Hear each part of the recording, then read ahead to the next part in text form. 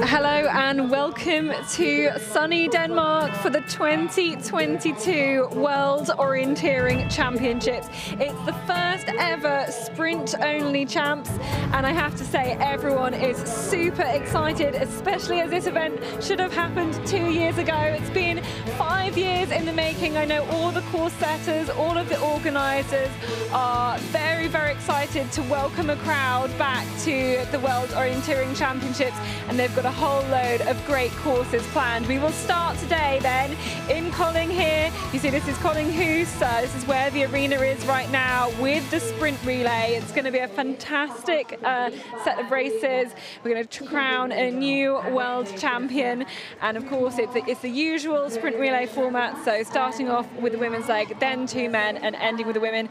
As is custom in the World Championships, we have only 1 team per nation, and there are loads up there at the top. We're going to fight it out for the medals. It's going to be really, really exciting. It is on the warm side here. It's probably cooled down a little bit since we pre-ran the course, Jonas, but it's a really glorious setting for lots of people to come out and watch, and it really feels like a special occasion here. We've got these stands with everybody being able to see the start and the finish, which is in around this white building here, where it's actually the old stables for the castle, which you see on the hill, and this whole area is elevated by about 20 meters above the rest of the town, which is fairly flat, so you've got a fantastic view over the rest of the town, and they will be climbing up the hill basically to make it towards this start-finish area. They have got an arena passage as well, but the crowds have been here for an hour or so already. We've had our opening ceremony.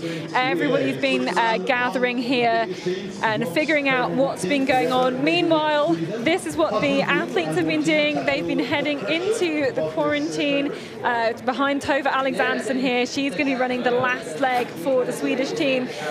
Everyone's just been kind of chilling out, getting ready, and of course they don't know anything about what the courses here are going to be. They have done a lot of geeking, they've done a lot of preparation. This always happens for a World Championship specifically. There's so many hours of effort going into having a look at old maps, going through the, say, Google Street View, things like that to get as much information as they can, planning lots of courses. So they'll have all of that in their minds as they sit here and they prepare for a couple of hours in the quarantine before they emerge into this arena and have the full experience of running this sprint relay. And even just to get on this sprint relay team for some is, you know, there are so many good runners here, and just to make it on the team is a really big achievement, because you know, there's only 4 places, and with the races spread out much more than a mixed WOC, then we have you know, people running all of the races. You have a lot of, you know, you're not saving any of the runners for the individual like maybe we've seen at previous World Championships. So they're really going all out to try and win this. I know it's going to be really very exciting, and we will talk through the teams in just a bit, but all the preparation in these final stages. And do you think they're feeling any nerves at this point, Jonas? What do you reckon? Of course. I hope they feel any nervousness. I mean, it's we heard an interview just before with Lina Strand, who will be running the first leg for Sweden, and she actually mentioned that it gets worse and worse with every year, and she's a really experienced runner. So I think it's good, and it's a good sign for the runners to get nervous. I mean, always in some kind of up to some level that's good, but I think they want to they want to feel that nervousness, and they would actually get nervous if they wouldn't be nervous in a way. Yeah, you kind of know something's wrong if you're not getting nervous. It's a self-fulfilling prophecy. It really is. Yeah, you know something's wrong if you're not kind of, feeling that little bit of pressure. But, you know, all of these athletes, they know how to deal with the pressure. They know how to get themselves on the start line in the best possible shape that they can be. Yeah, of course. And as you mentioned, they prepared a lot for this. I mean, we have never had the World Championships where they had so much time to prepare. As you mentioned, they had to move the World Championships. there was more focus on sprint because you didn't have the forest focus as well. It's the first time when you only have all of the runners focusing on sprint, so this will make this race today and the whole week very special. Yeah, they've been pretty much since the season ended last year, 2021. People like Kasper Fosse, you can see here, go straight into their sprint training. There were lots of test races in the autumn already. And then, of course, again, as they go through the winter and into the spring, there's been lots of test races, training races happening in Denmark as well. And a lot of the athletes have travelled here to be able to do that preparation where in the country that this is going to be held. Yeah, of course, it's an usual thing to do, that you travel to the country. It's a bit special. I mean, before, in my opinion, it's more important in the forest because then you have to adapt to the terrain and everything. But of course, you have a special way how cities are built in different countries, and I think it's also kind of a it's a confidence thing as well. Yeah, it's a confidence thing. You have been here, you have the feeling that you've done everything you can to be ready today, and it's important for the runners, of course. Yeah, confidence is so valuable in orienteering, and it's often based on, I know I've done this training, I'm confident because I am well prepared, but they will not know exactly what awaits them on this course. We can see that the estimated winning time of each leg is 15 minutes as they go around. There's not too much difference between the men's and the women's courses as we go into more detail, but we have our first look then at the course map. Jonas, why don't you talk us through it? You see the start is up on the hill, and directly now it's a bit different between the men's and the women's start. Here you have a common first control for the women's, but the forking here is actually from control 1 to 4, so it will split up here. 4 is the first time, and you have it's kind of the forking finished. Then you go back up on the hill here, arena passage at control 8 and map change. So you flip the map at control 8, you run through the arena, and down there you have quite a steep artificial staircase, get to control 9, and then it's a long route here to control 10. Also this one forked, lots of different options you can run. We will see that more closely later on. And you go over the river here towards control 11, 12. Actually quite a cheap control, but usually that's a sign for a route choice coming. So it's a route choice to control 13, of course. See the different options here. It's also difference between the men's option and the women's option. Green and blue is the women's course, and in red it was the men's course. 15 again, and then back to the arena to control 16 and 17. So how do you reckon this compares to what they were anticipating? Do you think they'll be surprised by this course? I don't think they will be very, very surprised, because they are aware of it's a very intense sprint. So you have many route choices in almost all of the legs. You have a lot to do on the way to get to the controls. You're busy all the time, and I think that's kind of the way of orienteering they expect here. So I don't think they will be so surprised with that, but the course planner, they really tried to do everything that you can be surprised as a runner. So they opened up passages where we didn't expect it to be open, because it looks private when you are there. So they opened the doors. You couldn't prepare for that. There are staircases down from the hill where you couldn't expect that. So I think it's a very good course. And here we have Ida Bobak in the picture, leading us towards control 10. Former world champion, of course, for Denmark, and she's always going to be our runner here. But this control is a forked controller, and the planners think they will approach this from two different directions. So if you have this control, you'll approach from the south. If you have the other control, you'll approach from the north. Yeah. So it's a case of not getting dragged down the wrong forking, I think. And then here's another quite interesting route choice by the railway and the river as well.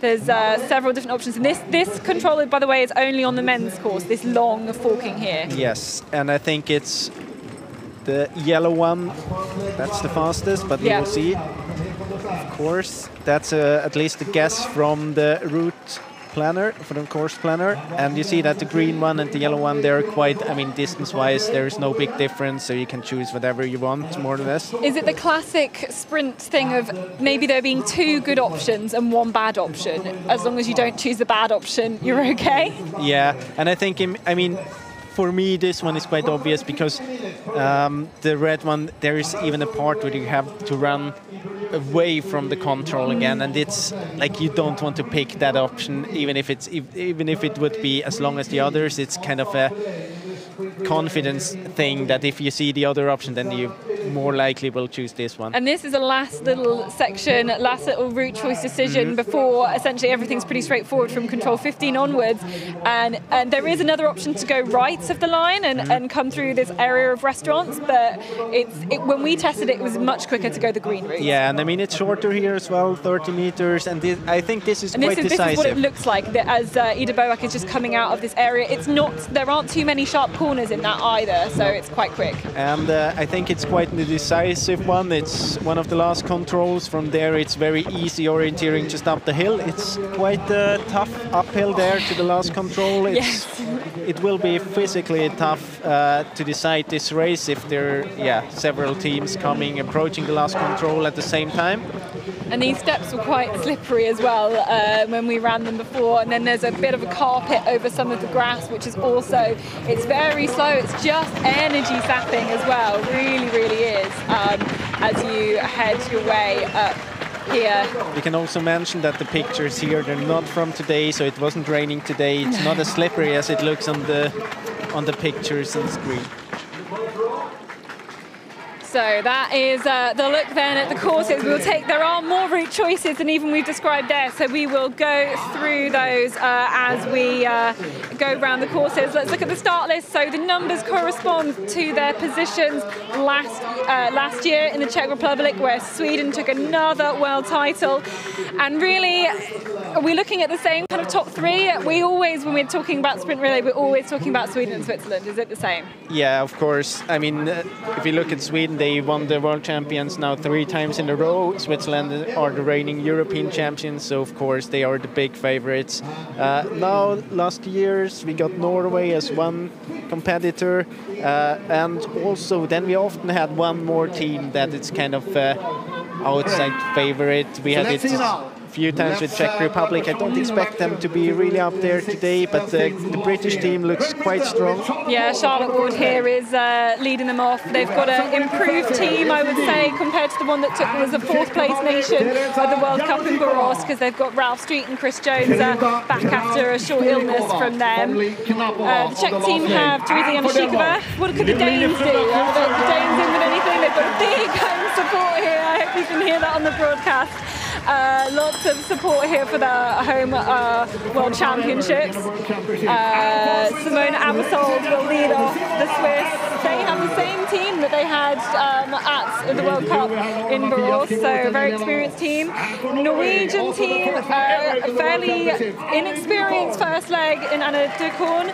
But they've got a lot of experience towards the end. They've really packed the end of their team, and again, such an experienced team for the Swedes. I mean, to pick this team must have been so tricky. There are so many good runners. What do you think the selectors and the team managers have gone for? Well, I mean, in the end, I think the biggest discussion were about this first leg. Will it be Lina Strand or will it be Hanna Lundberg? My guess is that they have chosen experience. I mean, and of course they had the result from Borås when they were competing against each other, and Lina Strand had a really good first leg there. So, in my opinion, it was quite an easy pick. You could choose experience, and you had the result from Borås. Okay, there we go. They're off straight away into this first leg of the mixed sprint relay at the first ever sprint-only World Championships. And Teresa Janashikova is the first leg. It gets very, very narrow here right at the start, but they do have quite a long run out to the start control itself, but there's lots of people to cheer them on. As we can see, they round Kolding, who's here, this beautiful castle, and they head out. Now, the women's control, they do have a forked first control, so they've got to make that decision as to which way they go, and here it's I would probably all expect them to go the same way down after the steps here. We're expecting them to turn sharp right, but you never really know. Interesting at this forking is that few of the runners, they go directly to have the second control of forking, let's call it A, as their first control, and the others, they had a control in between. But as I mentioned in the preview of the course, the whole forking is actually lasting until control 4. So yeah. don't get confused by that. No, it's a long forking. A lot of them have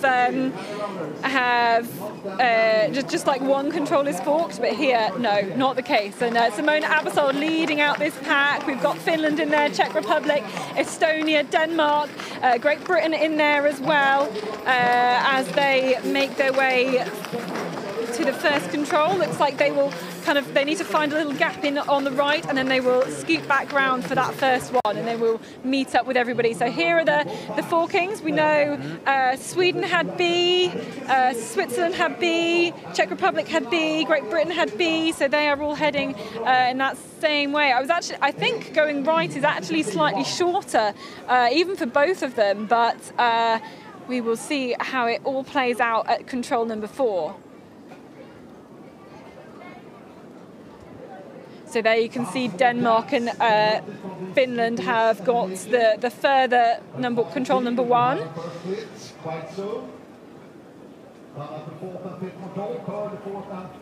Whereas Sweden, it looks like that was a good route from Lina Strand. It's hard sometimes to tell about the GPS tracking in amongst all the buildings. But this is how they head off at the start. Okay. Now we've got our drone shots, and the next couple of controls are in this kind of courtyard in the centre. Again, a couple of different controls here before they get to the common control at number 4. Let's see if we can see what teams are up near the front. They will emerge again from within that holding. And then they will, so there's 2 controls in this section. We have Denmark, Norway, is it? Finland? Yeah, I think Hungary is up there as well. Lithuania. I think there is some difference in which routes you have, but Denmark leading there. Nicolina Friberg-Klusner is the first leg runner for the Danish team. We have seen Sweden. We haven't seen Switzerland here in the picture. There she is. But of course, the forkings, they are different lengths, and I think you want to have the longer forking first, and I think that's what we saw from Simona Abbasol, but we also saw Lina Strand having that same forking, and she's made a really good start. But impressive to see, some of these other nations. So Denmark are really strong off the front of this race here. And lots of teams together.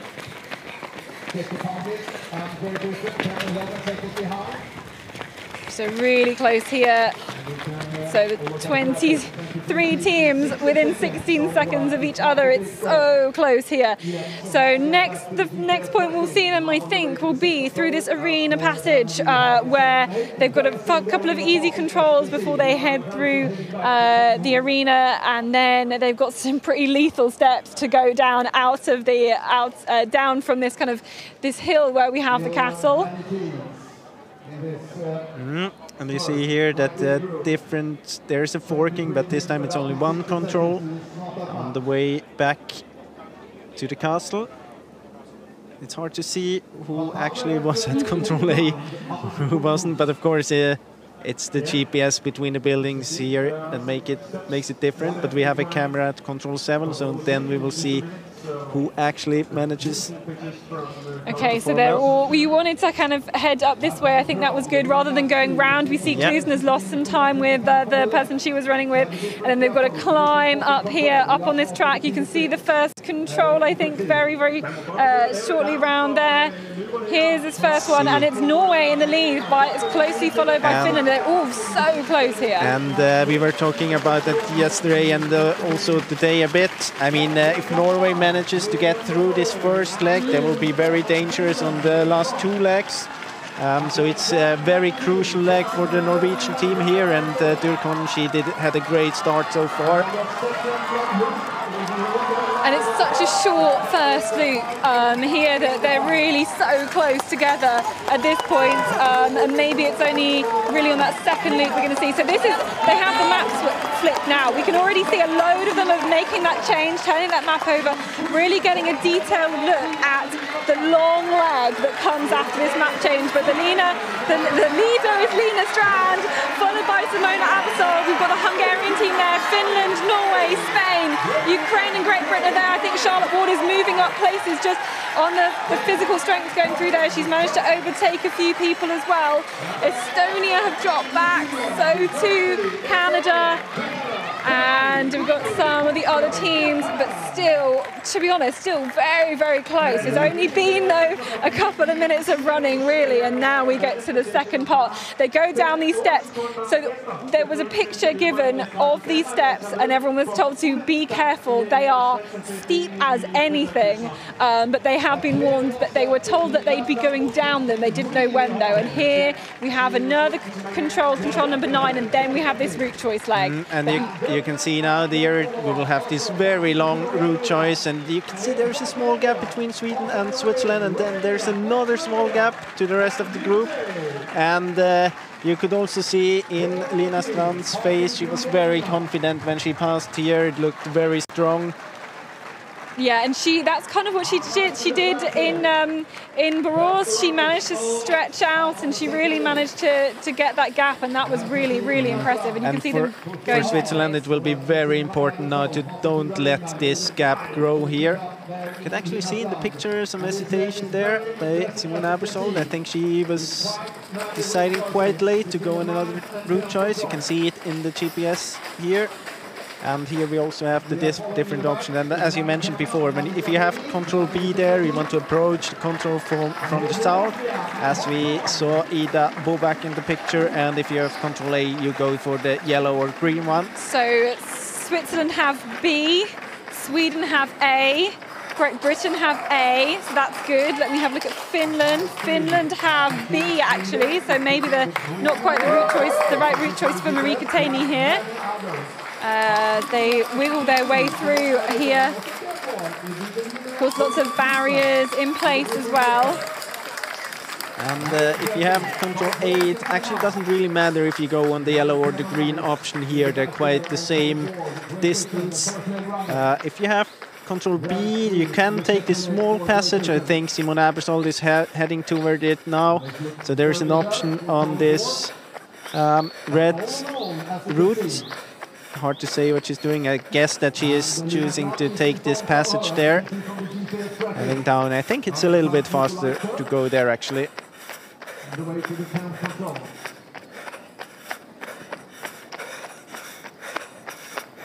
It's a long leg. It's about 650 meters between the two controls. The quickest route, the shortest route here. It's quite long, but you can't really use too much of this time to look ahead because it's so intense here. You really have to look all the time. And this is Simona Abasol. She's come from the south then, and she's got the B control.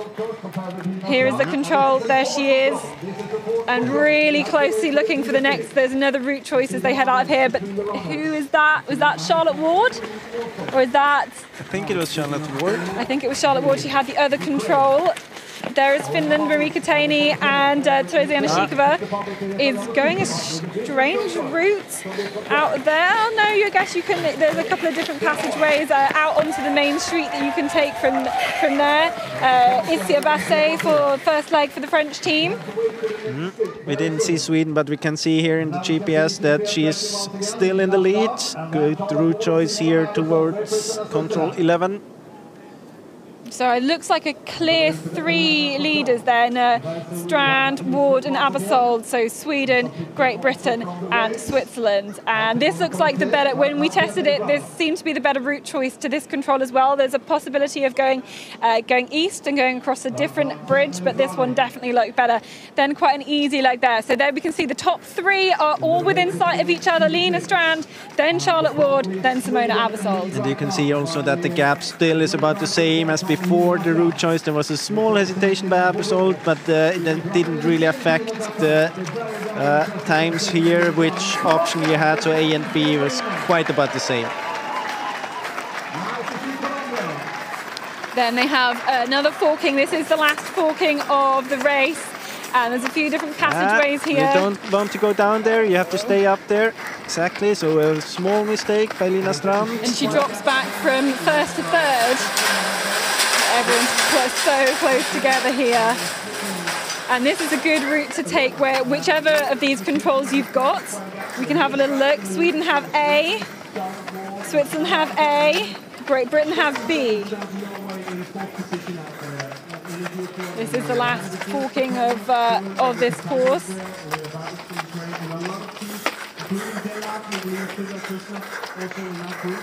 And now you saw that Charlotte Ward, she went down there already before the bridge. Good there, she's heading towards B, so everything fine.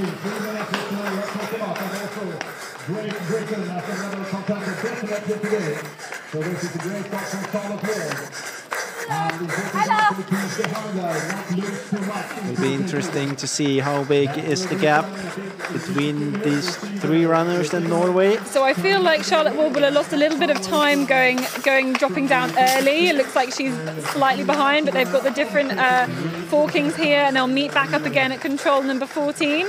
Which is by the oldest house in Kolding. I think it's 13th century, if you want a little bit of facts there.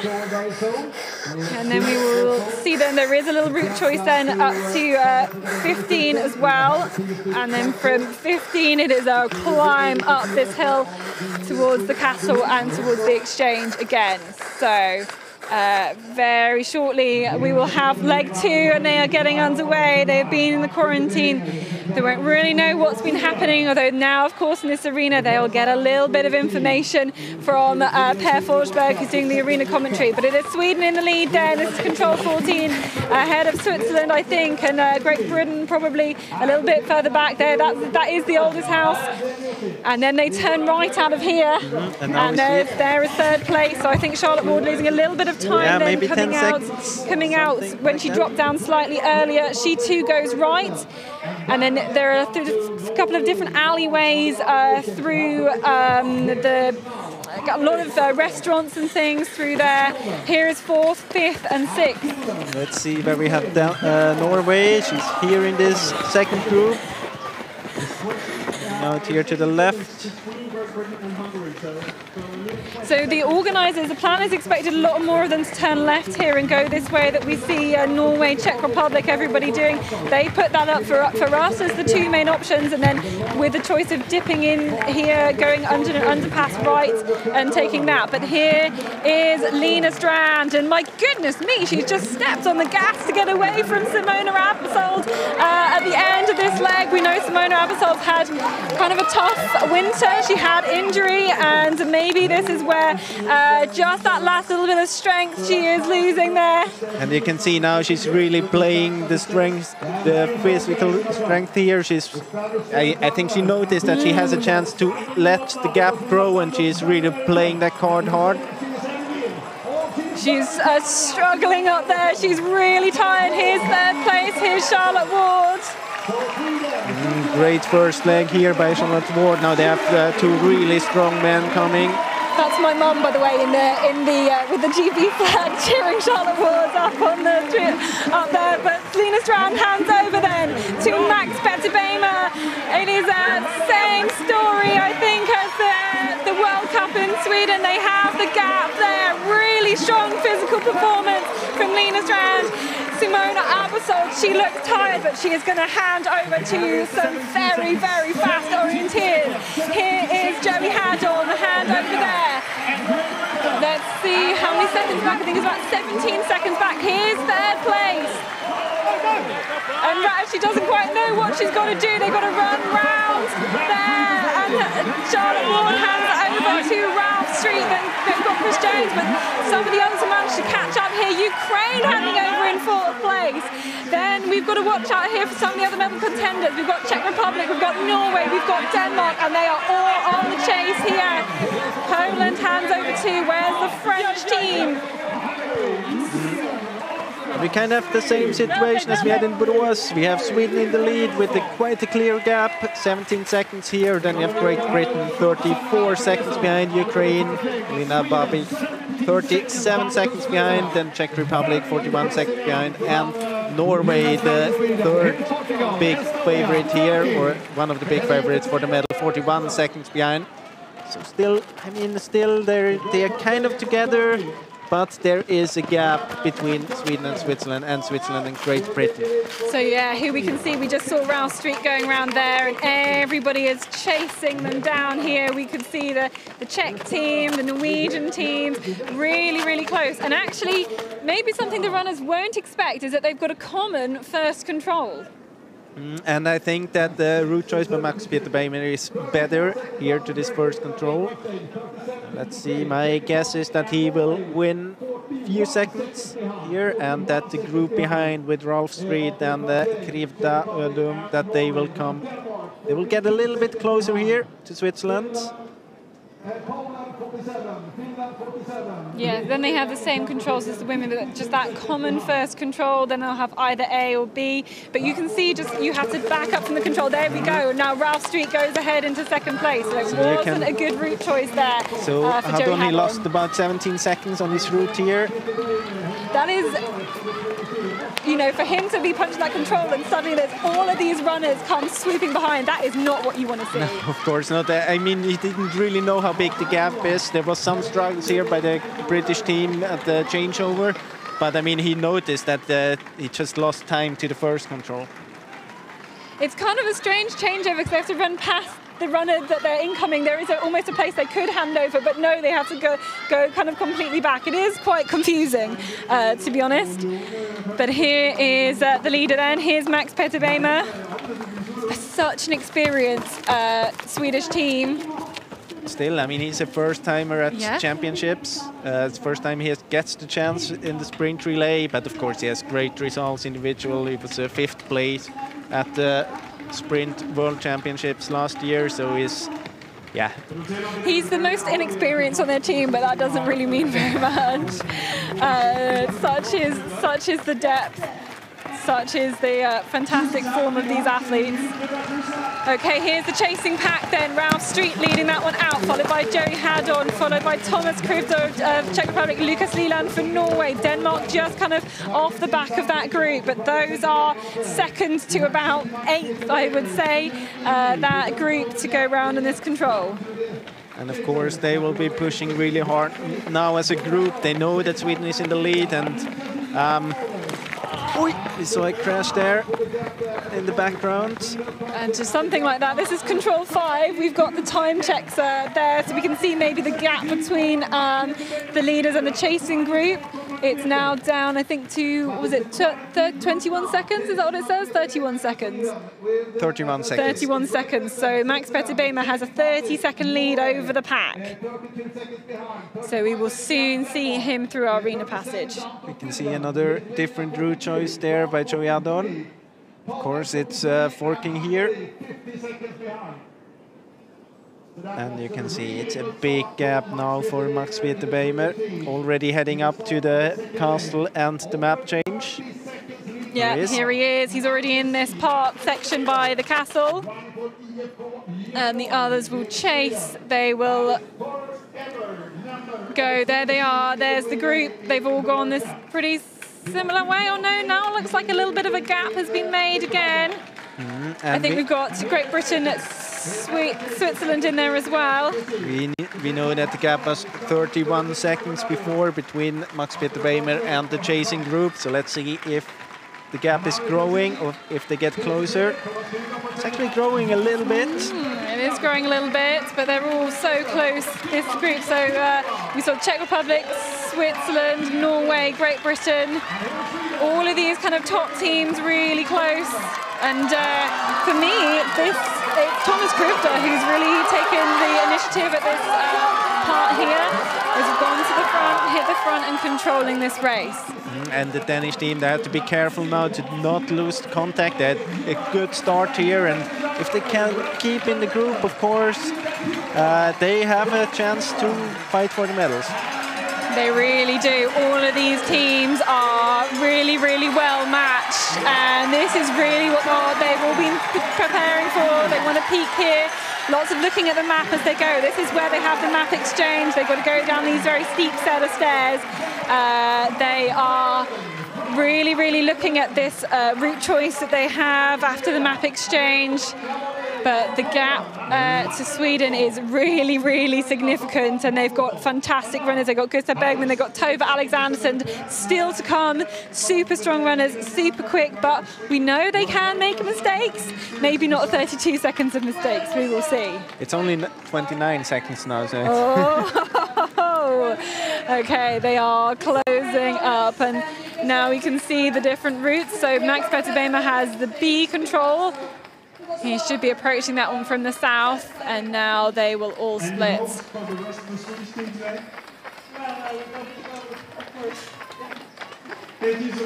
So we're behind that group. They've all gone through that little alleyway, and they take a right turn already. So the GPS is behind up the pictures in the top left-hand corner. Ralph Street goes a little bit further down. He's got the B control, so that looks good. I think Switzerland has the B control. He's going to the north though, so we'll lose a little bit time on that. We've got Søren Bobak, familiar name to those who've been following orienteering from about 5 years ago. He's our running camera. He's got many sprint relay titles to his name, where there was a period of huge dominance and a huge amount of talent in the Danish team.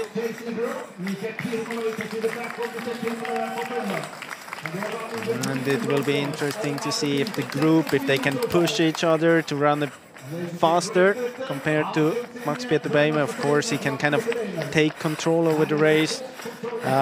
Maybe he's a bit more careful in his style of orienteering, approaching the controls. I mean, he knows that he has the time. Of course, he is looking around and noticing that there's no other runner around him. Well, he would have probably got a bit of a sense of that coming through the arena passage, just a little bit about the gap, a little bit of information. But he's looking really solid here. He doesn't have to put himself under too much stress, you know, just try and keep it easy, and you know, you don't win or lose a relay on the first and second legs. I think he went down the stairs again, maybe not the best option to the next control. Here they are, Hadon, and we see also Krivda, who made the same kind of mistake as Hadon. Would have been faster for them to go to the south. Street is there as well, but a little bit off the back, I think, of that one. And the gap is still at 29 seconds from the arena passage, so let's see at the next control if the gap is growing. Denmark falling back a little bit. That's Søren trying to Erdem there. His sister Miri has the last leg. You can see, that's Joey Hadon going under the passage there, followed by Ralph Street. They've managed to identify all these little passageways, and the organisers have done a good job. I think it was years in planning to negotiate, I think, all of the different gates being open. I think they had to talk to a lot of the people who own these houses to say, please, can you open your gate for the World Championships? And now I think actually that the gap is a little bit, that they get closer here.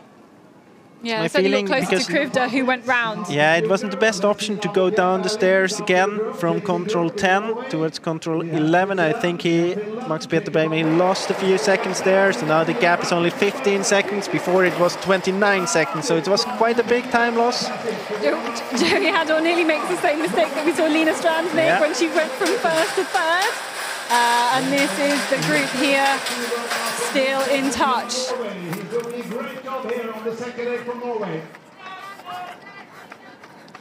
And then this is the long leg for the men's that we saw on the arena preview. We will see what they do here. There's a few barriers in this place. I think all the runners were expecting a lot of barriers.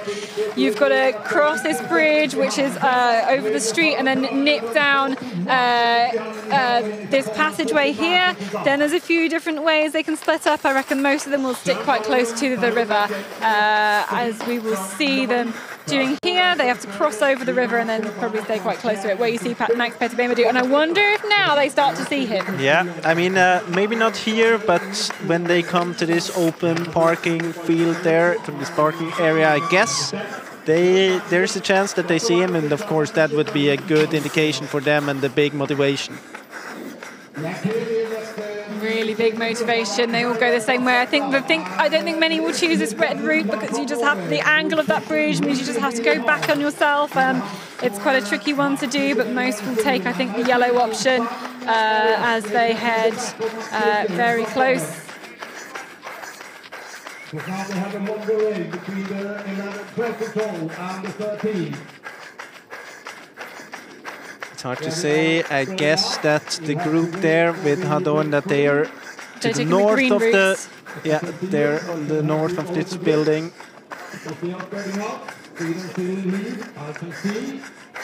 I even think that they're not on the green route, that they have to go and take the tunnel to the... and cross the... No, but did they go north of the railway line? Did they go away in the green? Yeah, I think they did. Goodness me, I want to see that again. I want to try and see it on camera because they've all gone the wrong route. They've gone in the out of bounds. How is that even possible? I know. Well, I ran that way and I didn't think you could go that way. But that is incredible. Yeah, and now we have Great Britain in second position there. And Denmark in third position. Or maybe we've got Latvia and Lithuania, in France. This is incredible there. There will be discussion about this later. You can be sure of that. But they all continued on, and they all saw, which they eventually realised. I wonder who the first one was to see. Maybe it was Krivda. I mean, this is a huge mistake. It's almost about 45, 60 seconds. I mean, they're out of competition now. You would think so, yes. But how do we even get it? It would be interesting to see it without the tail, to see if there's a possibility, or how's the map. This, of course, we can check on our map here. There is a path that goes there, but it just runs out. You know, they need to think that they have to go under the railway line, and surely that is what you have to do. So, but suddenly they've lost everybody else. Here's the leader, though. Here's Max Petter. No mistakes for him. He goes the same way as his teammate Lina Strand. They will wind through this restaurant area, and this is second place. Then Ralph Street. He will not know it. He was off the back of the group, but I wonder. You know, he's made the right decision here. He's not fallen into whatever that trap was, and here is second place. He is 18 seconds behind the lead then. So our top two nations, 18 seconds, and there are about 5 different nations making the mistake here. This is them heading back underneath the railway line, and a lot of those who made a mistake. Adrian Delen did not make the mistake, neither did Bartkevicius for Lithuania, and Søren Hanne Ørn for Denmark is also there in 5th spot. There he is. And I mean, now there's a big chance for these teams here, France, Lithuania, Denmark, Poland, to be in the fight for a medal, which they would not have been if the group before would not have made this mistake. So this is a huge chance for especially Denmark here to grab this bronze medal or even the silver. They've never had a better chance with the team they've got. It's still a very young team. Here is the leader though. It is still Sweden. Not all the best routes though for Max Petter, but he is looking really strong, and he's managed to hold on to that decisive lead that Lina Strand managed. She just managed to stretch away from Simona Abbasol. But here though is Ralph Street. He is in second place for Great Britain. And it would be really interesting to see how Ralph Street's position there when the group did the mistake, because if he saw them doing the mistake and was not following, then it was really a great job by him, and he had a good leg here. But he was a few meters off the back of them, so but to not fall into that trap, to be actively doing their own orienteering. So Gustav Bergman hands out. Ralph Street is here. He's going to hand over to Chris Jones, who's waiting here. Chris Jones, who's been out of the British team for a while, but he is back and ready to race this one. And Ralph Street, he had a great leg here. He went out 34 seconds behind. Now it's only 15 seconds, so a really strong leg here by Ralph Street, leading Team Great Britain to a second place after 2 legs. And who'd have thought we'd have Lithuania and France ready to take the changeover in 3rd and 4th spots. So we've seen Czech Republic, we've seen Norway, we've seen Finland drop back, we've seen Switzerland drop back. Denmark hands over into 5th spots. They will hand over to Jakob Edson. So Søren Trane handing over to Jakob Edson. Screams on the line here as they hand over to the next leg runner. Here is Poland as well. Michał Olejnik handing over to Bartosz Pawlak, and here is the first of those who made this mistake. Let's have a look at the gap. It's at least 60 seconds, the gap. The mistake that was worth there. And we have Thomas Krivda handing over to Wojciech Kral. Wojciech Kral didn't actually run at the World Cup. I think he's had a few problems with fitness, and now he'll hand over. But look here is Joey Hadorn. He must be absolutely beating himself up at this. And they hand over now. There's Matthias Kibberts. Watch him go. He's alongside Tim Robertson as well, who is odds on for a medal in the individual as well. Let's have another look at this replay. Yeah. So my guess is that they followed this path there. You can see on the north of the railway that actually stops there, but I'm not really sure if they. That's correct. I mean, we will hear about that for sure. But this isn't. What an abysmal mistake here. It's a huge time loss. It's more than a minute in a sprint relay. I mean, well, in my opinion, there shouldn't be a way how you can make this, how you come back after this mistake. Maybe if they're very lucky and another team is doing something similar here in the fight for the bronze, they can get back into this fight. But I mean, the position now for Sweden is just great, and even Great Britain. I mean, they're such a good team. Yeah, great chance here to win a medal. Yeah, great chance, especially with the main rivals back in the pack. We've got really strong runners at the end on that British team. But Gustav Bergman at the moment is leading it out for Sweden. He's been in this position before. He knows what to do, and he's going to hand over to 15-time world champion Tove Alexandersson on the last leg. And what better person to have on the last leg than Tove Alexandersson. A reminder, she won everything at WOC last year. She won every single title. Can she do it again here in Denmark? There are some others who now started to push her, but you never quite know. Gustav Bergman, though, is full of confidence. You know, he's very much an all-round orienteer. I think it's been quite an unusual year for him to be only concentrating on the sprint. Of course, he trains with O'Kirvinen every week in the forest, but still. Let's see here. Jones. There's Chris Jones. The gap was 15 seconds. Chris Jones. Is now. We had some illness at the World Cup, so he's really wanting to prove what he can do here. He's in a mood to prove himself. I think after missing out on selection for the Commonwealth Games for Wales, it was a big target of his that he'd had quite publicly, that he wanted to go to those games and run athletics. He didn't manage to do that, so yeah. And here we are with the group fighting for the bronze medal so far, and we see that Denmark is getting closer again now, really in the fight here for this medal. France as well there, and Lithuania. Not really the teams we expected on the forehand to be fighting for this, and we see also Czech Republic, Wojtek Kral. It's actually quite close again to this bronze medal. Let's see how the other teams deal with this big time loss here. We have Switzerland, Matthias Kibberts. Yeah, he started alongside Tim Robertson, so the two of them, they're so quick, they can really work together to try and bring some seconds back. Of course, Kasper Fosse, we haven't even mentioned him yet. He looks like he's caught up a little bit of time. He's currently in 8th place, leading that pack there. He was just gone through so this is the control where you get the time split, so he's already gone through that point. And the gap before was about 90 seconds, so it's still the same. They're not losing more time, but they don't get closer to the leaders at least. And that means that they're not getting closer to the silver medal leader. No, and here is the arena passage then for Gustav Bergman. You can see he's almost a little...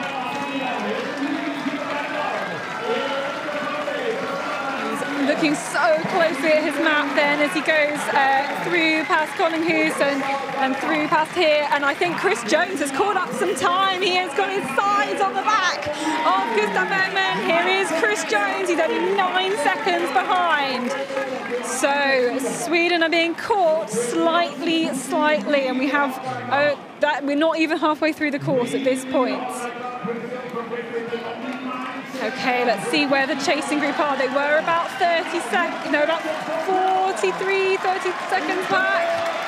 We will have a look. There's a big cheer as Denmark goes through, and Jakob Edson is looking really strong. Let's keep an eye on him for the rest of the week because he is looking fantastically strong there. I mean, they will hand over to last leg for them is Miri Erdem. He went out 52 seconds behind, and now it's only 39. So he started really strong here, catching 13 seconds compared to Gustav Bergman. But you got to pace this. It's really a statement here on this first loop of the course. It really is a statement. Here's Tim Robertson, here's Kasper Fosse. And those two are looking good and strong. And I think Matthias Kibert has dropped a little bit back compared to the likes of Robertson and the likes of Fosse. So they are dropping back in the standings. But the really interesting thing here is that even though we have Switzerland and Norway kind of far behind, we have this fight for the gold medal still. And for me, I must say, that's still unexpected. And if we just play this ahead a little bit and say that they go out, Sweden and Great Britain kind of together, then we would have the same finish, the same fight for the victory here as we had in Borås at the knockout sprint. Yeah, Megan Carter-Davis and Tove Alexanderson. Of course, we saw Tove Alexanderson win that one. She just managed to pull away from Meg at the end of the race. Now, if the cameraman stays a little bit here, we might see. Yes, indeed, Chris Jones coming here just behind, and now he has the back. There we go. They've got the same route here. They've got the same control. And Chris Jones, his track running times are impressive. He had the qualifying standard and really worked hard. I mean, to catch in up. this part of the course, he can really play that out. You can see that. I mean, he sees the back of Gustav Bergman, and now he can really play his strength, his physical strength here in this section. Because, I mean, if he is split up on such a long leg, you know that, yeah, most possibly you have the same control here, so you just can focus on pushing as much as possible, and you can see it. It's a mistake here by Gustav Bergman. He was kind of running past his control. Yes, it is. No, he is also going back to this control. Okay, he's actually punched the right control. I think we're okay. Overshot that to the other control. So both of them making a mistake there. Yeah. I think Gustav Bergman was the better one out of it. And it really proves my theory that he kind of let the technical part go there and just focusing on the back. But at least he noticed that he approached the wrong control. And of course now Denmark is getting closer again after this mistake, and also France and Lithuania. That's maybe the biggest surprise of this relay so far. Yeah, same for me. But they were in a good position to exploit that mistake that everybody else made. And that is really what is counting, I think. Vilius Aleliūnas here for Lithuania. Start number 28. So, yeah, incredible. Here's Kasper Fosse from Norway. They've got Andrina Benjaminsen on the last lap, but this is not even enough for Kasper Fosse to do. We know Kasper has had a couple of tough few weeks between the World Cup and the World Championships. We know he had a stress fracture in Linéa, he's had a few kind of groin issues. He said that wasn't why he ran the Norwegian Sprint Champs on Wednesday, although personally, I wonder if he may not have done that anyway. It's quite very, very close before to have a race this close before that. And do they go the same way here? No, they're going to split up. It was very similar though in distance, I think, on these two routes from what I remember of the course preview. Yeah. And one other thing, you can see that there's kind of a gap opening between Denmark and France, and we are behind Chris Jones here. And in my opinion, that's a good option. Of course, if you don't do the mistake that the others were doing, small mistake. He should go down after the bridge, I think, but that is a couple of seconds. Yeah, but it's he's still okay here. I mean, it's not a 1 minute mistake in this option here. For me, he now needs to regain control. I think he's lost a little bit of control with these last couple of legs, and he now needs to settle down and just run a bit more within his capability. But Megan Carter-Davies is looking very happy and very up for it. She has been, as you said, familiarly running neck and neck with Tove Alexanderson here on this race, and now he's just got to not make the mistake that we saw from the others do here. Going, he does have to make sure he goes underneath. For me, it's just I don't know what they were thinking. I mean, you can even if you run there too early, you can see the railway on the right, like to the right of you, and you should have the river to the right of you. So it's. I mean, it so this can is happen. how it looks like here. If we follow Jakob Edson on this route, let's see if we can see what happened. I hope we stick with him here, because they rounded this section here, and guess then they just went to the left here. Here, yeah. Instead of underneath. Yeah. And I mean, here you can see you have to follow the river, and they followed the railway tracks for about 30 seconds. I mean, that can happen for like 5 or 10 seconds, but they're world-class orienteers. It's the World Championships. You shouldn't really follow there for 30 seconds. No. But interesting really now, we see on the GPS still Gustav Bergman, and the gap still about, let's say, 5 seconds between Chris Jones, Great Britain and Sweden. So we'll see them very soon at control 15, I guess. And this is where a lot of people have done that zigzag across the bridge there. We can see Lithuania, France there. Here's the Lithuanian. And still in third position, Denmark. And here we are at control 15. And we are waiting for the leaders for Sweden and Great Britain. So we are expecting to see Gustav Bergman out in the front, in the lead here, maintaining that lead for Sweden. The two of them split up on that long control. They've had a forking between after they went underneath the railway again. Can we see him? Here he is. Here is Gustav Bergman, looking very closely here. Just checking the punch, and there's Chris Jones. So it's only 5 to 4 seconds. And now most of the running is done, and they will just go the same way, I think, here. And now it's very important that Chris Jones is really trying to get the back and don't let the gap go open. I mean, it will be tough for Megan Carter-Davies anyway, but if she has to kind of close the gap first and to get in contact, it will be even worse. So for him, it's really crucial to be together with Gustav Bergman. Even it would even be, I mean, even better if he managed to pass him in the uphill here, which is not impossible, but it's very important here that this gap is not growing bigger than this 4 seconds. Okay, here are are the two. Here's the leader and second place. They are together, just checking the punch on the EMIT Touch Free, and the two of them here now have this big climb. Gustav Bergman being chased down by Great Britain's Chris Jones. And now it's really just physical here, and I mean, they know it's just running. Here. It's really soft. You can see just how their feet make a dent in the carpet. It's really, really physical on this last section. And important now that Chris Jones tries to pass Gustav Bergman to give Megan Carter-Davies a good position here, and that's exactly what he does here on the last meters. So every second is really important here. So they will hand over pretty much neck and neck. Great Britain first off in the lead then on this mixed sprint relay, handing over to Tove Alexanderson. And what a third leg for Jakob Edson from Denmark, who is absolutely stormed around. Here's Merz, and she is waiting for her teammates to come in here. He was 52 seconds behind when he took over from Søren Tranødum. He's now here at the changeover in third position, and the gap is, let's see.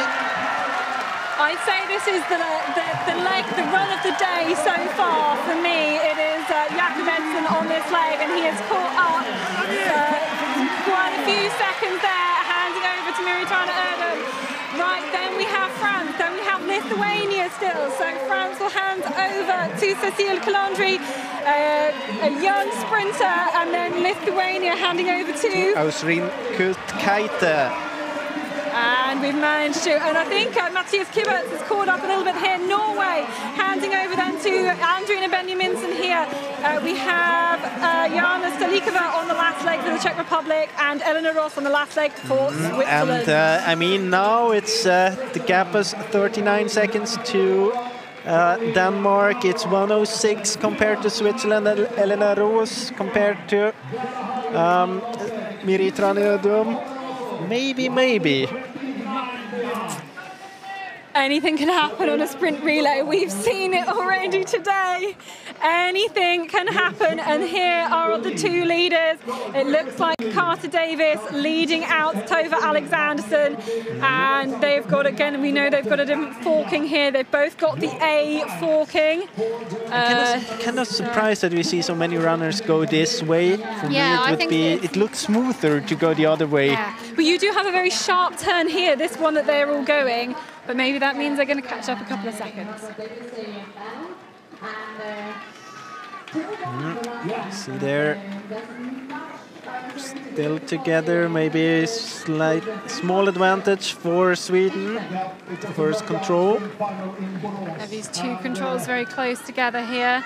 And so if we have a look at the forkings, so A, for both of them, they have the same forking the whole time apart from the last control, apart from the last forking, so that's by the river. They have a different control on that forking, otherwise they've got all the same controls. And you see the group behind them, kind of two different groups, but the feeling is that very soon there is a possibility that all six of them will be together. Here we have, and we see that the gap is growing already. Sweden in the lead now. Let's see, gap around 4 or 5 seconds here, and it looks very strong by Tove Alexanderson here. And of course, it's not an easy task to challenge Tove Alexanderson on the last leg here, this sprint relay.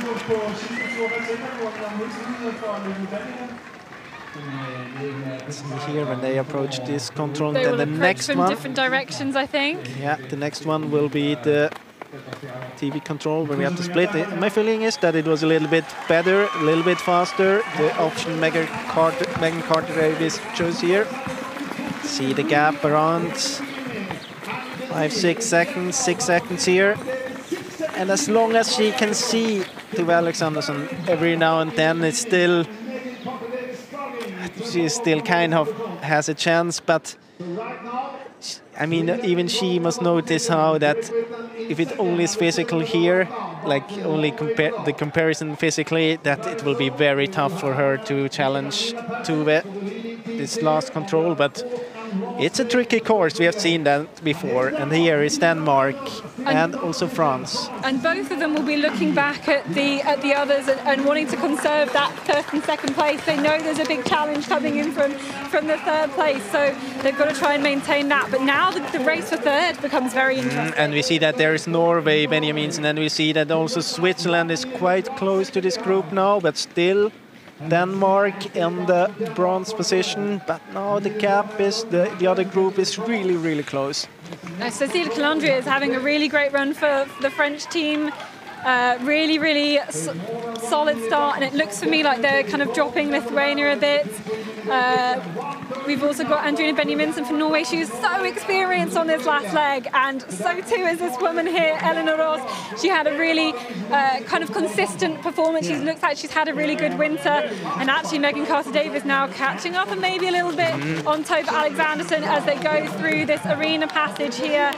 They've got to do this map change and over onto part 2, a longer part 2, of course. And of course for her it's very good and very important that he can have this kind of reaction on Tove's attack every now and then, just to show Tove that I'm still here, whatever you're doing, I'm still here, I'm holding your back. It's like I'm behind you, and put on some pressure. She's just to give her the feeling that she's not allowed to do any mistake to win this race.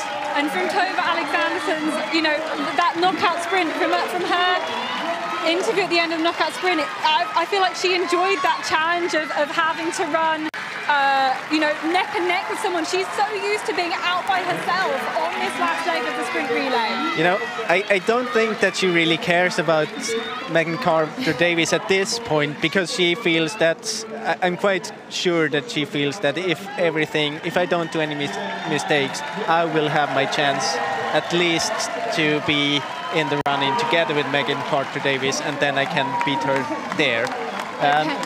And so she will be totally focused on her race. Okay, so we've had a change of positions here in the chasing group as well, with Norway taking the lead, Denmark dropping back again, Miri Trana Erden, Norway up there as well. So now it looks like it's, here we go, here are these chasing groups, as we said, all change then in this fight, and it's Andrina Benjaminsen leading the way. Cécile Calandria from France in current 4th position, Eleanor Ross from Switzerland in 5th, and for me, the Danish and the Lithuanian teams are being dropped from this pack. Okay, lots of support then for the runners as they pass through here, and now we can follow the next group. Eleanor Ross just trying to nip ahead of Cécile Calandria, the French team, but now we are behind Megan Carter-Davies. And you can see that they're splitting up. Megan Carter-Davies going to the south. They have the same option, we know that, and they have the B option, so it's the better option to go to the south. I think it is a better option to go to the south. You've got to be really active on the orienteering, though. It's a long leg. You really can't switch off at this point. And something that's really positive to see here is that Megan Carter-Davies was behind, and still she was choosing the right route choice here, so she's not just following the back. Of course, I mean, you don't know how big the forkings are, but sometimes when you get tired, you easily see the other route choice run by the runner in front of you.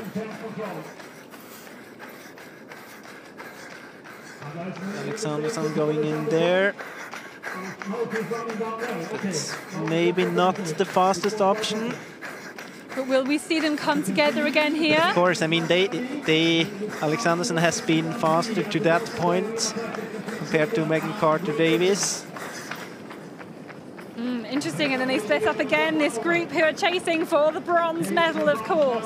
They split up again for this section. I mean, it was a bit misleading when we are talking about the route choice, then we read the route towards control 8 from that point, and reading towards control B, it's a good option for Alexanderson. The mistake was in the beginning. Yes, the mistake was in the beginning, and now they're doing the same route here into this B control. It's just up and around from these steps. I wonder if we've got a camera here. Yeah, there they go. So Tove Alexanderson, Megan Carter-Davies just about in the same shot, but Alexanderson has managed to pull away on this bit, even though we think her route wasn't quite the best. Megan Carter-Davies had a really strong performance at the British sprint Championships. Just a little bit of, I think, maybe some fatigue there. She did have COVID last week, or a couple of weeks ago actually, after the World Cup, but she seemed to be running well at the British Sprint Championships, better than she was expecting, so that's really decisive. They split up actually going out of that control, and it looks like Alexanderson is taking the better route there. Now it seems that it's not the best position for Carter Davis here. Not the best route choice towards control 11. She started to look a little bit tired there as well. Yeah, maybe needs to just kind of get back in within herself here on this running. We could see from the earlier routes Alexanderson's choice here to 11 was better. When we tested it, it looked quicker as well. So but they will kind of see each other maybe again here as they go to control number 11. But still a big gap on the rest of the field. Interesting really also the fight behind Benjaminsen towards B control. The rest of the group going the other route choice. Switzerland having A. Gallandry. See her here in the picture. This is Denmark, France versus Switzerland. They're really doing well to check the flashing on the touch-free here. Eleanor Roos just maybe dropping back a little bit. A surprise for me. I think Benjaminsen has probably already gone through. Here is Tove Alexanderson. She is going through the park by the... and then you see the gap now is 20 seconds, so it's just growing and growing. And here they've got different route choices. That was a really clever route choice from and now they are on the way. So Alexanderson has B, Carter Davis has A. B or A down there. So this is the last forking here of this course.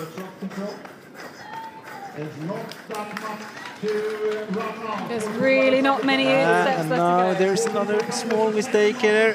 It's the same mistake as Chris Jones, yes. But I think there are enough seconds in hand to protect that silver medal position. And now I really get the feeling here that she's trying to defend this silver medal and kind of gave up the hope for the gold. But she's, really, you can put a couple of safety seconds in, really be solid. Okay, here she is then. Here is Tove Alexanderson. She's got that gap then on Great Britain and Megan Carter-Davis. She'll come through past these really old houses, and she's just got to try and avoid some of the people running around here. There's a very short way to go. We're going to watch now. Well, the gap was about 20 seconds. Is it going to be any more? As we wait for Carter-Davis, it looks like she's losing time here. Wait for Megan Carter-Davis at this control. Doesn't really matter as long as she doesn't let the others get too close. Now the gap is growing and growing. Where is she? She lost 20 seconds here already. Where is she opening up for the teams behind now? We don't have any Where of the is GPS Megan tracking. Carter-Davis? Here she is. Here she is going through here. Don't know if that was a mistake. And where are the others now? It's 56 seconds. Of course, they don't see her here, this position, and this is the world champion team. Here's the Tove Alexanderson. You see she looks back down to the others, but we've just got the climbing up here for Tove Alexanderson. The gap back to third still looks okay for Carter-Davis. No one yet through at that point. So Tove Alexanderson, a really grueling climb up here. She looks behind to see where the Brit is, but she is nowhere in sight. So the team defend their title, and Tove Alexanderson can run in to claim yet another world title here. Running with Lena Strand, Max Petterbeimer and Gustav Bowman. They can take yet another gold for Team Sweden. A really fantastic run by the whole team, and they are able to cross the finish line in style to take that gold medal. But we wait and look for the silver and the bronze. The seconds tick by, and we're looking for Carter-Davis up the hill. Here she is. She's got to push hard. She trains a lot on the hills in Wales, and she is a very strong athlete. She's not managed to keep up with Carter Davis, but such was the fantastic running of the whole team here, especially that run by Chris Jones, but really solid runs by the whole team means the Great British team is going to get their first medal in 9 years at the World Championships. They've been after this medal for so many years, and they have finally done it. They've been in 4th place, 4th, 5th and 6th so many times, and you can see it on the faces of the team, just what it means for Great Britain to get a medal here. And to get a silver as well. Fantastic work. Yeah, but a great performance by the whole team here. I mean, for me, I had the biggest doubt about Charlotte Ward in the first leg, but let's take them to the finish here. Yeah, I want to talk about this 3rd place because we now have a sprint out here, and the Danish Miritana is working so hard up this hill. They are really, really hurting here, but Andrina Benjaminsen, the Norwegian, is there. She's got the gap over the rest of the field. This looks like the bronze medal for Norway, and it is neck and neck for 4th and 5th between Switzerland and the home nation Denmark. Norway, though, after a really tough start, managed to pull it through with a fantastic run from Kasper Foster and Andrina Benjaminsen. Alana Ross has just got Miritana on the line, so it's Switzerland in 4th place. It is Denmark in 5th place. They should be really happy with that. France as well, a fantastic last leg from Cécile Calandru. Look out for her as well in the individual races. And I think Denmark will be very, very happy to get a top 6 position here. They should be really, really pleased with that. Of course, and we remember the great run on the 3rd leg by Jakob Edson, kind of leading them towards this 5th one of the position. best legs, I think, of this relay. Really strong.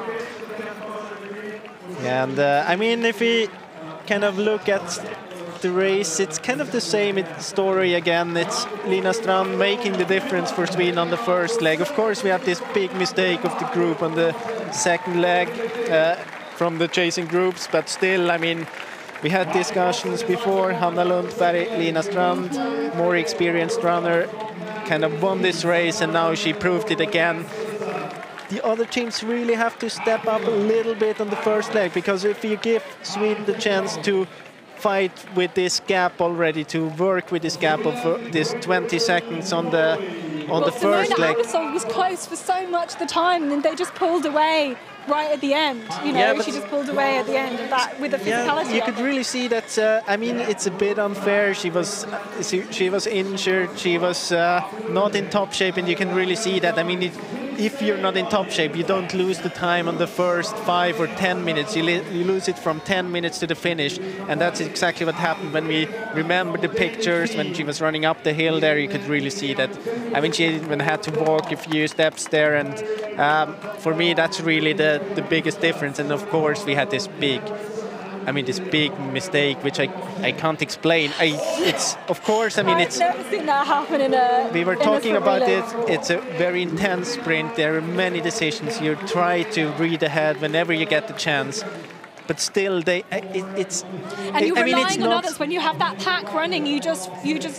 Yeah, doing that temptation of following, you've got to get the balance. Usually you do the parallel mistakes in tricky areas where you are within like buildings and alleys and passages, and here you had it. Like you were running part of the map. just beside the railway. Yeah. That makes it so disappointing for me to see that can happen, of course, for 5 seconds, for 10 seconds, but they should.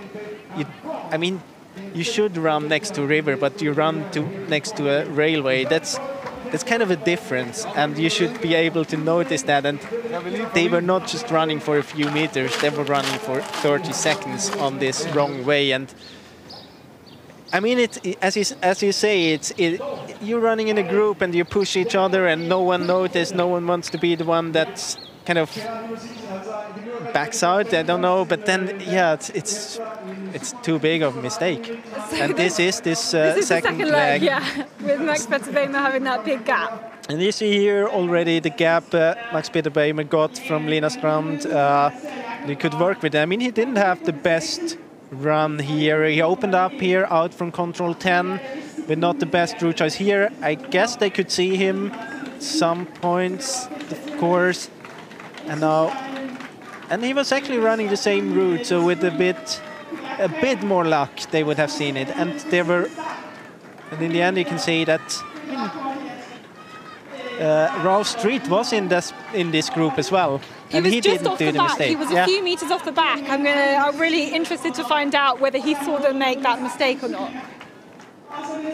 And then you can see here, I mean, here we have this two teams, Great Britain and Sweden, already in the lead, and you see the teams behind doing a great job as well. Denmark, and also Poland. We had Lithuania there, France, of course, with a great run here.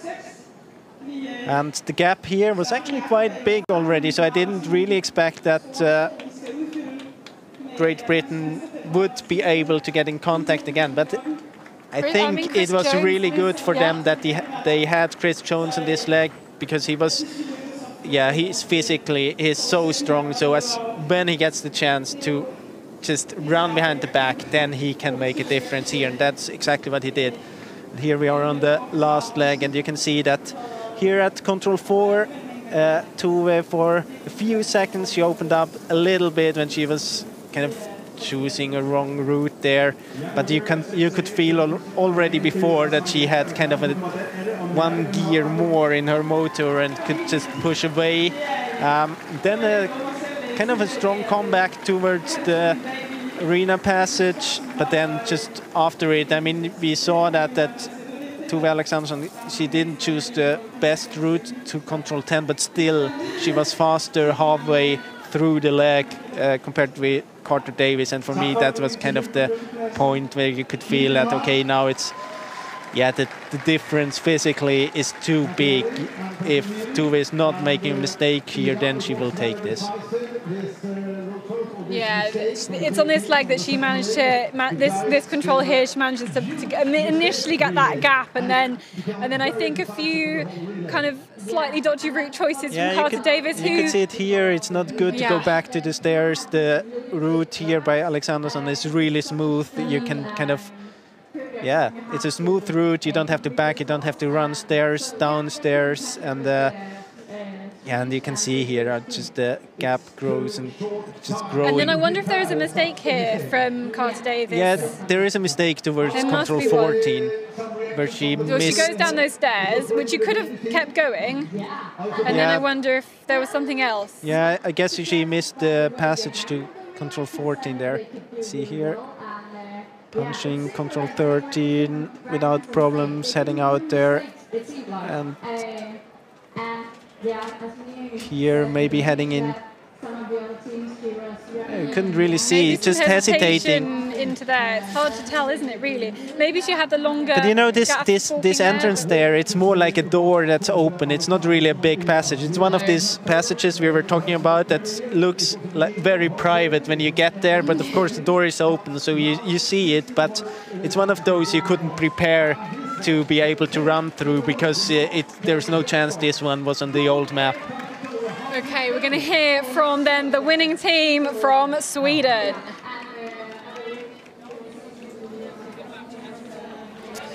A fourth consecutive win and world champions for Sweden in the sprint relay. Lina Strand, you started. What was your race like? Yeah, it was quite controlled. I tried to save some energy for the end where I know I'm strong. But I didn't think I was that strong compared to the others today, but then I found an extra gear in the end as well, and I could send out Max in the lead as I planned to do. But I had to fight really hard for it today, but I'm very satisfied, and it feels very good to give the team a good start. And Max Peter Beimer on the second leg, how was your day? Beforehand, I felt like I'm the guy running with the stars in my team, so I'm just gonna do my leg and don't fuck up and hand over to Gustav in a good position. And yeah, it's all about fighting for yourself and ignore the others, do a good race. So happy with that. And Gustav Bergman, you went out in the lead, but you were caught up by Great Britain. What did you think then? Yeah, of course it's a tough situation to be in. I started quite well, and then at the run through here, I like the Swedish coaches yelled at me to keep my calm and take it easy. So I was quite passive, like the middle part of the course, and I think that's where Chris really caught up. But then in the end, I just like focused on not doing any big mistakes and just. Hand it over in a good position, and then Chris was really strong in the sprint finish. So I felt like, okay, it's better to give Tove just some breathing space and like let her do her thing, and then it all turned out for the best. What did you think when she went out on the last leg? Oh, of course it's nervous, but I didn't really have the time to get really nervous, because it's always go through everything and read out, get changed, and then suddenly she had a 1 minute lead, so then it wasn't that tight anymore. And Tove Alexandersson, you could take a clear win. How was your race? Yeah, I had a good race. They have done a so good job before me, so it was so fun to go out in the lead together with Megan, and I just try to stay cool and focus on my orienteering and be very careful with the route choices, and I think it was a really good course. It was really fun. It was clear but tricky with route choices, so just try to do a good job. When did you know it was ready? You never know in orienteering, everything can happen, and I didn't know that the gap was so big, so I thought that I knew that he wasn't just in my back, but I thought it was maybe like 10 or 50 seconds, and you can easily lose that, so it's just to continue to run a good race. And this was the 4th victory in a row. What makes Sweden so good in sprint relay? Yeah, we have a really good team, a really strong team, and you can see it's not the same runners every year. So we was the one that was running this year, but it could have been others also. So the whole team is so strong, and we are working together and pushing each other to become better. So I think it's the team spirit in the Swedish team. Congratulations. Thank you. Well, 4 in a row for Sweden is incredibly impressive, and the whole team performed really strongly there. Looking through then at the top 10, with Lithuania ending up in that 9th place, a really strong result for them. Poland as well in that top 8. Czech Republic a lot further down than we'd have hoped, but a lot of those nations were really fighting back after the mistake they made, but that mistake was only a minute, they maybe in there. Come on, we're talking about sprint orientation. You can't say only and a minute in the same sentence here. That's true, it was a big mistake, it was huge. As we look back, and who really impressed you then today? Well, there are a few runners I would like to highlight. Lina Strand, of course, is so confident on the first leg. The fact that she said she was saving energy and then surprised just to be able to send that. I plan to send out Max in the lead. I mean, that's quite good if you're able to do that. Jakob Edson had a great race. Chris Jones had a good race, but more or less the whole British team. Will be interesting to hear if Ralph Street has seen the others do the mistake, because then he would be lifted upwards as well to kind of a hero here in this relay. The whole Danish team did. He saw that and he chose the right way. We'll see. The whole Danish team had a great performance. Also the French team, we didn't talk a lot about them, but they ended up on 6th position. Very strong performance. Kasper Fosser leading Norway back into the race, and of course Andrine Benjaminsen in a really strong way getting this bronze medal here for Norway. So there were good performances. I have to say it, I'm really disappointed by this group doing this big mistake. Yeah. That's shouldn't happen in a sprint. It really shouldn't happen, and not somewhere like that at all. It's I will have to have a chat to some people and figure out what was going through their heads and what exactly was happening in that moment, because that was really something quite interesting and unusual, and certainly made this whole relay incredibly dramatic. Okay, I think we're ready nearly then for our flower ceremony as the teams line up on the podium. course, they'll get the medals at another time. So very, very happy looking British team. I know they've been after a medal for a long time, but they would have been delighted with a bronze to get a silver. And one other runner I forgot, Charlotte Ward. Yes. She did a really good run at the first leg. For me, she was the kind of the weak link on this team. If I just took it on paper before, of course, she had great performance in Borås. She's the only one of that team not to have got a World Cup medal. Yeah, and I mean she was very strong in Borås, but still compared to Lina Strand and maybe Simona Abersold, I thought she would. I mean, there was a risk that she would lose more, but she had a great performance here, and she kind of got them into this fight. Well, we thought the Norwegian team would have to fight back a few places with Fosse and Benjaminsen on the last leg. Little did we know just how much they had to fight back after that big group mistake on leg number 2. But there's so much more potential, I think, from that team as especially the first 2 runners get more and more experience. We were just looking, I think we were talking before the race about the difference of experience between the Swedish team and the Swiss team compared to the Norwegian team, and they've had so many more runners in their relay teams. And the team of Great Britain are delighted to finally get a medal here on the sprint relay. It's been a goal for so many years. Of course, WOC 2 years' time is in Edinburgh. They'll want to go one more, they'll want to get another medal. And so that team, Charlotte Ward, Ralph Street, Chris Jones and Megan Carter-Davis, I know they want to try and maintain the form for 2 years' time at the next sprint walk in Edinburgh. But so many years, they've been in a good position, and then there's been a mistake made, they've been outside of the medal, so they're ready to be in that position. But, I mean, the dominance of the Swedish team continue, and particularly for me, the Swedish women. I think we will see that throughout the rest of the competition. The quality of, particularly the women, they are outstanding athletes, and I mean, the men aren't too bad either, but they're really, really strong runs. Lina Strand, the way she was able to pull away from the field, and Tove Alexanderson as well, all of them keeping their cool. It's the ideal start to this World Championships for them, and they will go into the knockout sprint feeling very, very confident. So those are the top 3, of course, Sweden, Great Britain and Norway.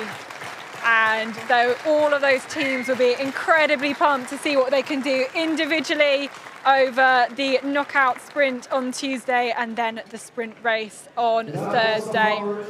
Well, what a fantastic sprint relay race, full of drama, full of excitement. There is more of that to come throughout this week. We will be back on Tuesday with the knockout sprint. See you then. Det danske hold lige klar med sidste gang hjemme om cirka et kvarters tid, når vi har nyt valgceremoni, hvor Danmark altså bliver hjemmepladser, også for til at komme med op. Vi gør så